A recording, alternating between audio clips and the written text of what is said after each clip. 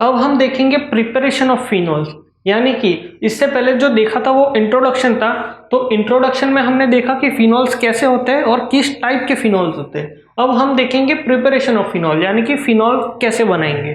तो सबसे पहला मेथड है फ्रॉम क्लोरोबेंजीन, और जिसका एक्चुअल प्रोसेस जो है उसको कहते हैं Dow process, DOW, Dow process. तो ये प्रोसेस में क्या है, अब ये जो बेंजीन है, क्लोरोबेंजीन है, सेम जैसे कि जब हमने अल्कोहल्स का प्रिपरेशन देखा था फ्रॉम अल्काइल हैलाइड्स, तो ये भी एक तरह का वो ही है। उसमें अल्काइल हैलाइड था, इसमें अराइल हैलाइड है, यानी कि क्लोरोबेंजीन, और उसमें अल्काइल हैलाइड जैसे कि क्लोरोमीथेन, क्लोरोइथेन। अब यहाँ पे बेंजीन है, मतलब एरोमेटिक कंपाउंड है, तो वो है क्लोरोबेंजीन।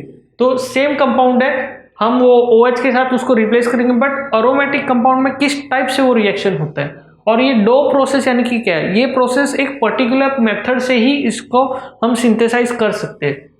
अब यहाँ पे हमने लिया है एक क्लोरोबेंजीन, तो क्लोरोबेंजीन का रिएक्शन विथ सोडियम हाइड्रोक्साइड। तो सोडियम हाइड्रोक्साइड तो क्लोरोबेंजीन का जब हम करेंगे तो डो प्रोसेस में मेन क्या है कि हम ये जो रिएक्शन है उसको 300 एटमॉस्फेरिक प्रेशर पे इसको रिएक्शन करते हैं। अब हमारा जो नॉर्मल रूम टेम्परेचर होता है वो 1 एटमॉस्फेयर पे होता है, तो इसको हम प्रेशराइज कंटेनर में, जैसे कि फॉर एग्जांपल जैसे हम नॉर्मल अगर जैसे हाई एल्टीट्यूड रीजन्स में होते हैं तो खाना बनाने के लिए हम प्रेशर कुकर यूज करते हैं। तो वो प्रेशर कुकर मतलब क्या, वो अंदर के एटमॉस्फेरिक प्रेशर को इंक्रीज करता है जिससे कि जो भी खाना है जो भी है वो जल्दी बन जाए। तो सेम ये भी रिएक्शन ऐसा है, ये बहुत ही स्लो रिएक्शन है। इसके लिए इस रिएक्शन को बूस्टअप करने के लिए इसको 300 एटमॉस्फेरिक प्रेशर पे ये रिएक्शन को हम सिंथेसाइज करेंगे विथ 613 केल्विन टेम्परेचर, मतलब टेम्परेचर रहेगा 613 केल्विन और 300 एटमॉस्फेरिक प्रेशर।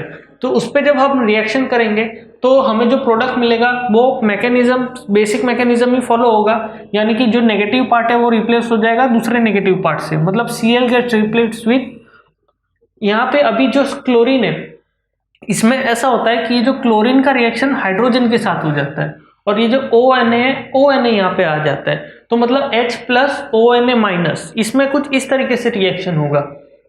तो हमें मिलता है sodium Fino oxide. Sodium Fino oxide मतलब क्या, अब ये सोडियम, ये एक्चुअली तो अगर यहाँ पे H होता तो ये फिनॉल होता, बट यहाँ पे H नहीं है, यहाँ पे सोडियम है, तो सोडियम फिनो ऑक्साइड। तो ये हो गया हमारा कंपाउंड, मतलब इंटरमीडिएट कंपाउंड जो मिल रहा है, साइड प्रोडक्ट है NaCl प्लस H2O। अब उसका रिएक्शन, ये जो सोडियम फिनोऑक्साइड का रिएक्शन है, इसका रिएक्शन विथ अगर हम डाइल्यूट हाइड्रोक्लोरिक एसिड करेंगे तो सेम मैकेनिज्म फॉलो होगा, सोडियम आ जाएगा क्लोरीन के साथ, बचा हुआ H आ जाएगा इसके पास, तो ये इससे हमें हमारा मिलेगा फिनॉल, मतलब फिनोलिक कंपाउंड। तो ये हो गया एक सिंपल डो प्रोसेस। तो डो प्रोसेस मतलब ये पर्टिकुलर ये मेथड के थ्रू ही हमें ये सिंथेसाइज करना है। अगर जहाँ पे भी डो प्रोसेस लिखा आ गया, या अगर कहीं पे ऐसा आता है कि प्रिपेयर एग्जाम में अगर ऐसा आएगा कि explain write the preparation of phenol using Dow process, तो हम इस तरीके के प्रोसेस को हम यूज करेंगे। तो ये था एक डो प्रोसेस का यूजिंग क्लोरोबेंजीन। जबकि हमने अल्कोहल्स में देखा था, अल्कोहल्स में कुछ ऐसा डो प्रोसेस वगैरह कुछ नहीं था, उसको हम डायरेक्टली अल्काइल हैलाइड का रिएक्शन विथ या तो फिर सोडियम हाइड्रोक्साइड या कोई भी अदर बेस या कोई भी अदर HX टाइप के कंपाउंड से कर रहे थे, बट इसमें ऐसा नहीं है, ये डो प्रोसेस के थ्रू फॉलो हो रहा है। ये हो गया फर्स्ट स्टेप, फर्स्ट मेथड। अब हम देखते हैं सेकेंड मेथड। सेकेंड मेथड भी सेम है फ्रॉम क्लोरोबेंजीन, लेकिन प्रोसेस है रेस्टिक मेथड। ये था डो प्रोसेस मेथड, ये है रेस्टिक मेथड। अब इसमें क्या होता है, इसमें क्लोरोबेंजीन का रिएक्शन हम डायरेक्टली विथ वाटर कर रहे हैं, मतलब H2। तो उसका जो कैटलिस्ट है वो हम क्या यूज कर रहे हैं, कैल्शियम फॉस्फेट, Ca3PO4 ट्वाइस, इसका नाम है कैल्शियम फॉस्फेट। अगर आपको ये पूरा याद नहीं रहता तो कैल्शियम फॉस्फेट ऐसे कंपाउंड भी ऐसे लिख सकते हैं। तो calcium phosphate at 698 kelvin temperature, तो टेम्परेचर है हमारा 698 केल्विन, उसमें था 613 केल्विन, लेकिन वहां पे एटमॉस्फेरिक प्रेशर था।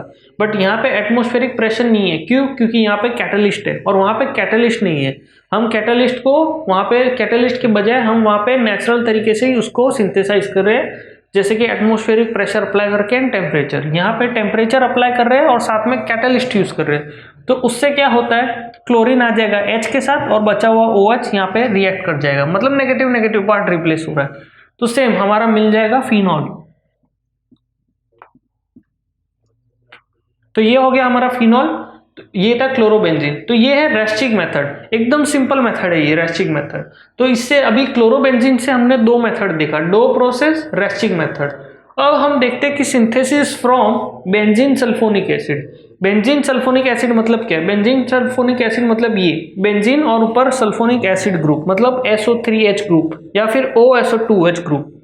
तो ये है बेंजीन सल्फोनिक एसिड। उसका रिएक्शन विद अगर हम सोडियम हाइड्रोक्साइड करते हैं तो ये न्यूट्रलाइजेशन रिएक्शन है, बिकॉज ये एसिड है, ये बेस है, तो रिएक्शन है वो न्यूट्रलाइजेशन रिएक्शन है।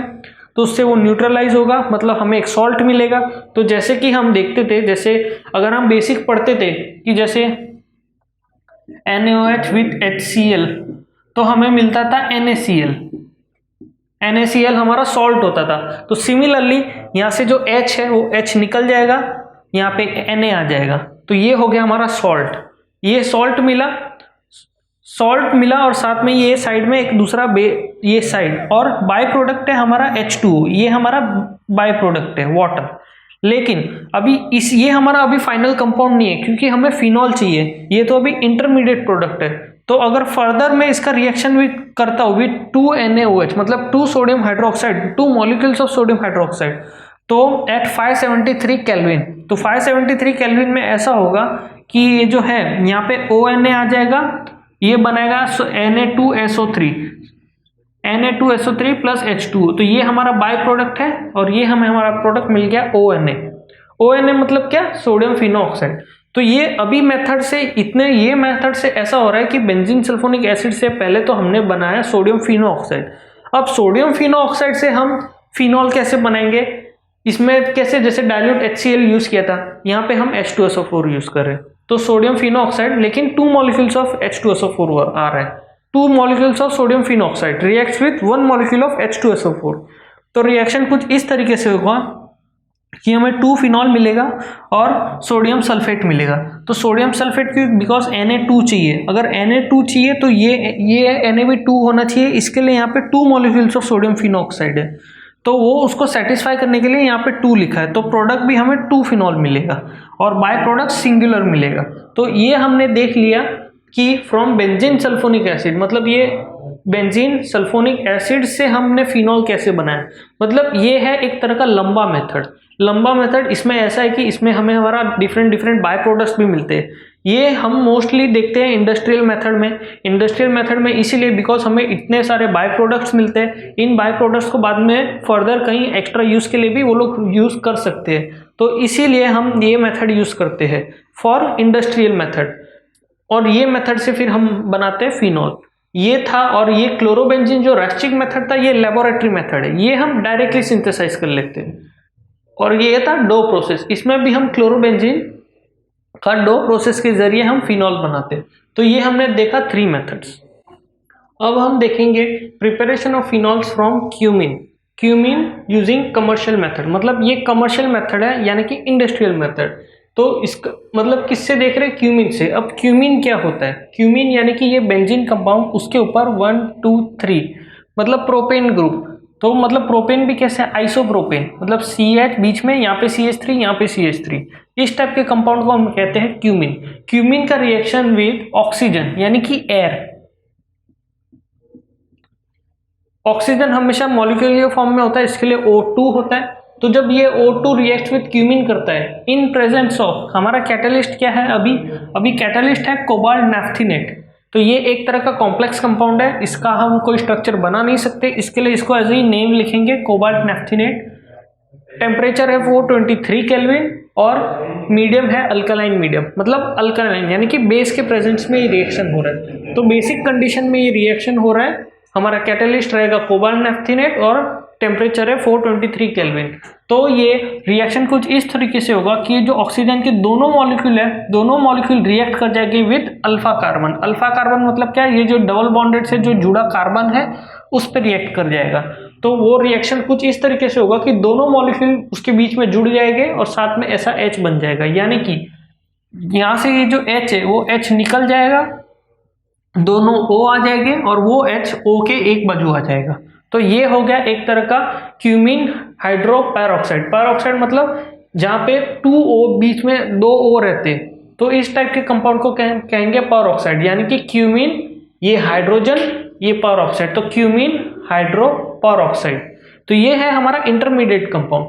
तो इंटरमीडिएट कंपाउंड में ऐसा है कि अभी इस इंटरमीडिएट कंपाउंड का reaction with dilute sulphuric acid करेंगे और थोड़ा सा हीट अप्लाई करेंगे, तो रिएक्शन कुछ इस तरीके से होगा कि हीट करने पर ये जो दोनों ऑक्सीजन के बीच का बॉन्ड है ये ब्रेक हो जाएगा।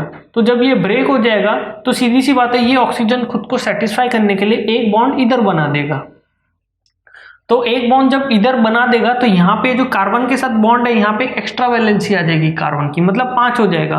तो उसको सेटिस्फाई करने के लिए कार्बन क्या करेगा, इसके साथ अपना बॉन्ड ब्रेक कर देगा, तो टोटली हमें दूसरा कंपाउंड मिल जाएगा, मतलब एसीटोन, मतलब CH3 C double bond O CH, ये हो गया एसीटोन।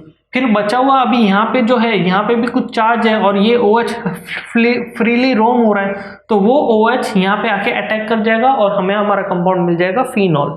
तो ये है एक तरह का रिएक्शन जिससे हमें फिनॉल मिल रहा है, मतलब फ्रॉम क्यूमीन कमर्शियल मेथड, मतलब ये इंडस्ट्री और कमर्शियल मेथड्स में यूज होता है। ये इस मेथड से हमने बनाया क्यूमीन के जरिए फिनॉल। अब हम देखते हैं कि नेक्स्ट मेथड में फ्रॉम एनिलीन, एनिलीन से मतलब एनिलीन यानी कि क्या, एनिलीन से हम एक मेथड यूज करेंगे जिसका नाम है डायएजोटाइजेशन। तो डायएजो मतलब क्या, एजो मतलब हमेशा याद रखना कि एजो का मतलब होता है नाइट्रोजन। तो नाइट्रोजन यानी कि एजो, उसका वो एक लैटिन टर्म है एजो, और डाई यानी कि दो, मतलब 2 नाइट्रोजन आएंगे, तो डायएजोटाइजेशन। तो इतना याद रखो, जहां पे भी नाम डायएजो आ जाएगा मतलब समझ जाना कि वहां पे इन्वॉल्वमेंट ऑफ 2 नाइट्रोजन है। तो ये इस टाइप का रिएक्शन है जिसमें 2 नाइट्रोजन का इन्वॉल्वमेंट रहेगा। तो एनिलीन मतलब क्या, एनिलीन मतलब ये जो कंपाउंड है बेंजीन, उसके ऊपर OH की जगह NH2 आ जाएगा, मतलब अमोनिया ग्रुप, तो ये हो जाएगा NH2, इससे है एनिलीन। एनिलीन का रिएक्शन विथ नाइट्रस एसिड, ना कि नाइट्रिक एसिड। नाइट्रिक एसिड मतलब क्या है, HNO3, लेकिन नाइट्रस एसिड क्या है, HNO2। तो ये है हमारा नाइट्रस एसिड। तो नाइट्रस एसिड साथ में है हाइड्रोक्लोरिक एसिड। तो ये 2 टाइप के एसिड्स का रिएक्शन जब हम एनिलीन के साथ करते हैं एट 273 टू 278 केल्विन के बीच में टेम्परेचर रख के, तो डायएजोटाइजेशन होगा, यानी कि एक नाइट्रोजन हो जाएगा 2 नाइट्रोजन में। वो नाइट्रोजन कहाँ से आएगा, ये नाइट्रस एसिड से।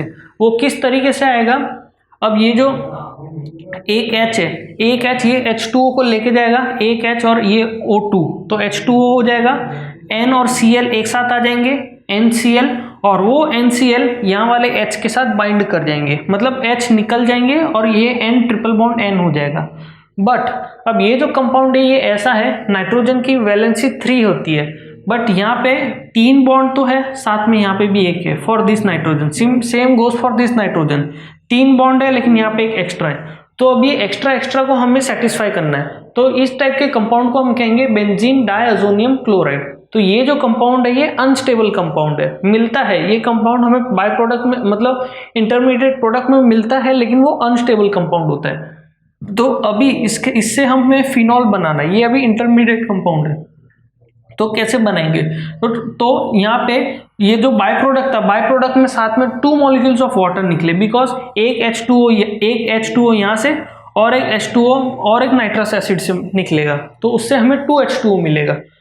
तो ये 2 H2O में से क्या होएगा, one of the H2O reacts with this, तो क्या निकलेगा, HCl बन के निकलेगा, और ये जो N2 है वो नाइट्रोजन गैस बन के निकल जाएगा। और उससे बाद में इसमें जो OH बचा हुआ है, जैसे कि अब ये जो सिंगल HOH है, HOH क्या करेगा, एक H आ जाएगा एक Cl के साथ, तो ये एक बाय प्रोडक्ट कंप्लीट हो गया। दूसरा OH है, दूसरा OH तो free as a radical form में घूम रहा है। अब बचता है, जब यहाँ से क्लोरीन निकल जाएगा तो ये नाइट्रोजन सेटिस्फाई होगा, लेकिन ये नाइट्रोजन सेटिस्फाई नहीं होगा। तो ये नाइट्रोजन सेटिस्फाई करने के लिए क्या करेगा, इस वाले बॉन्ड के साथ ब्रेक कर देगा। तो ब्रेक कर देगा तो फिर N ट्रिपल बॉन्ड N हो गया, मतलब N2 क्या है हमारा नाइट्रोजन गैस, तो वो नाइट्रोजन गैस बट उड़ जाएगा। अभी यहाँ पे भी एक फ्री आयन बाकी है, यहाँ पे भी एक फ्री इलेक्ट्रॉन है, तो ये दोनों यहाँ पे आ जाएंगे, हमारा कंपाउंड बन जाएगा फिनॉल। तो इस तरीके से ये मेथड से, यानी कि फ्रॉम एनिलीन मेथड का नाम है डायएजोटाइजेशन। अगर जहाँ पे भी ये N ट्रिपल बॉन्ड N और साथ में ऐसा कुछ रहेगा Cl या कुछ भी, तो इस टाइप के कंपाउंड को हम कहेंगे डायएजोनियम कंपाउंड। तो ये है फ्रॉम एनिलीन, यानी कि डायएज़ोटाइजेशन, मतलब एनिलीन के जरिए हमने फिनॉल बनाया। और इससे पहले जो देखा था हमने क्यूमीन के जरिए फिनॉल बनाया। तो ये हो गया सारे प्रिपरेशंस, मतलब प्रिपरेशन ऑफ फिनॉल्स कंप्लीट होता है इसमें।